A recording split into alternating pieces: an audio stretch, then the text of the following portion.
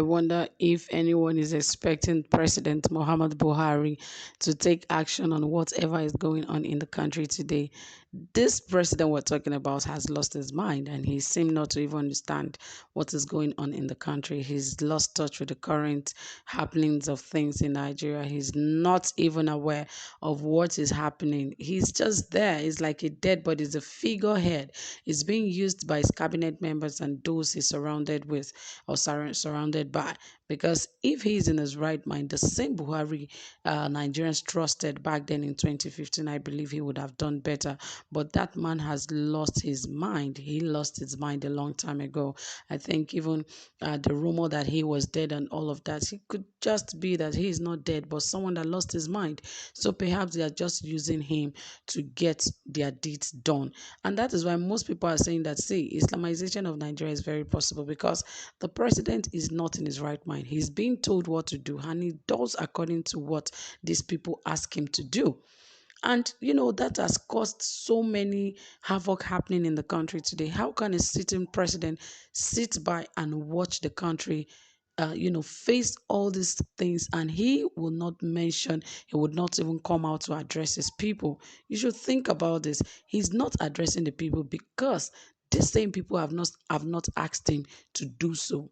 Otherwise, a right-thinking president, whether you are enslaving the people or not, once things like this are happening, because of course, if the country is in disarray, you are also affected. Whether you like it or not, as a president, you're also affected. But what he's doing now, he does not even understand what is going on. So he's just there being told what to do, and he does according to what these guys and these people tells him to do. And that is why the country is in the state to which it is right now. And now he does not even care.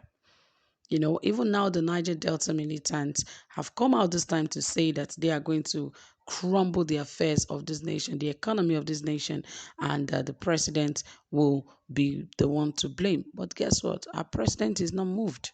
He's not even moved. And that is why I said this guy he has lost his mind, and the people he's surrounded by are just making use of him to get their agenda done.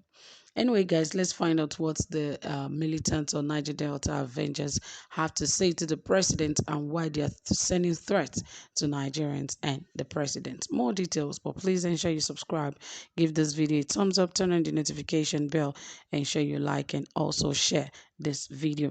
Okay, my dear people, let us get into the details of this report. It said President Buhari makes subtle appeal to Niger Delta Avengers to stop sabre rattling. President Muhammad Buhari responded to the threat by his resurgent Niger Delta Avenger on Sunday, noticeably without a threat to crush them like indigenous people of Biafra. Instead of presidential statement by Special Advisor Femi Adesina suggested that President Buhari made a subtle appeal to the Avengers to sheath their swords or stop their saber rattling. Adesina said the president had addressed the issues raised by the Avengers at a meeting with the Ijaw National Congress on Friday and Niger Delta elders. One of the issues was the restructuring of the country, which Buhari threw back to the National Assembly.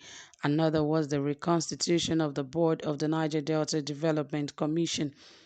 To demonstrate good faith, the statement relayed Buhari's speech at the meeting with INC. Here is the statement from Asa Rock. The media was Sunday awash with threats and demands by a group, Niger Delta Avengers, to embark on economic sabotage through bombing of critical oil and gas installations unless certain demands, including development of Niger Delta and restructuring of the Federation, were met. It is, however, curious that the threat was coming less than 48 hours after President Muhammad Buhari met with the leadership of the Niger Delta and Ijaw National Congress (INC) at the presidential villa, and the germane issues had been responded to, especially call for restructuring of the Federation and the inauguration of a board for the Niger Delta Development Commission (NDDC). For clarity and record purposes, below is full text of the speech by President Buhari on Friday, June 25, 2021, which renders any saber rattling rather unnecessary. He says, I warmly welcome all the elders of the Niger Delta and particularly the National Executive of the Niger National Congress under the leadership of Professor Benjamin Okaba. I thank you for paying this courtesy visit not too long after your election in April and swearing in last May. I also want to congratulate you all for your election and to add that a lot of responsibility is placed on your shoulders, especially coming from the fact that the Niger National Congress was almost without leadership for some time. As the symbol of the collective voice of the Ijaw people, which is one of Nigeria's main ethnic groups, the existence of a focused and people-oriented leadership would go a long way in articulating the demands of the Ijaw people and making sure these demands are made part of the national discourse. I particularly note your 10-point demand to the federal government in your inaugural speech and assures you that this administration is frontally addressing them. I am equally concerned about the rate of environmental degradation in the Niger Delta, and as you are aware, the hydrocarbon pollution remediation project has started work with remediation efforts in Ogoni land, and I have directed the Minister of Environment to ensure that the projects are implemented with a high percentage of local content and inclusion of the surrounding communities. Similarly, the National Oil Spill Detection and Response Agency under the Ministry of Environment is working to make sure that oil spills are reduced and new ones prevented. As you are also aware, all the responsible agencies of government have been directed to ensure that they enforce compliance by the international oil companies to international best practices.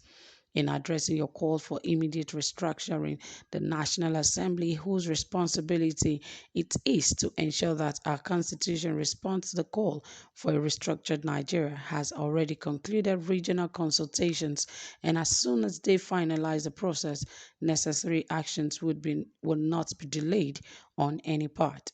In the same vein, your call for creation of 2 additional states and more local government areas for the Ijaw people is a legislative matter which would naturally be handled by the National Assembly and seeking a concurrence at the state level.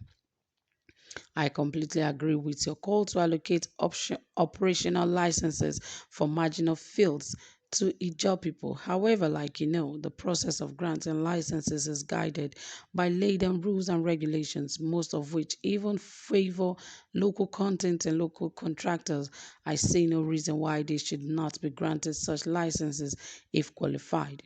On the issue of fair and balanced appointment to reflect federal character principle, I reaffirm that this has always been my focus and would continue to be because I have always been seeing Nigeria as a country where everyone should be given equal opportunities. A contentious issue that has been a subject of discourse among the Ijaws recent has been the need for the Niger Delta Development Commission to live up to its billing by delivering the required succor to the people of the region based on the mismanagement that has previously been bedeviled by the NDC. A forensic audit was set up and result is expected by the end of July.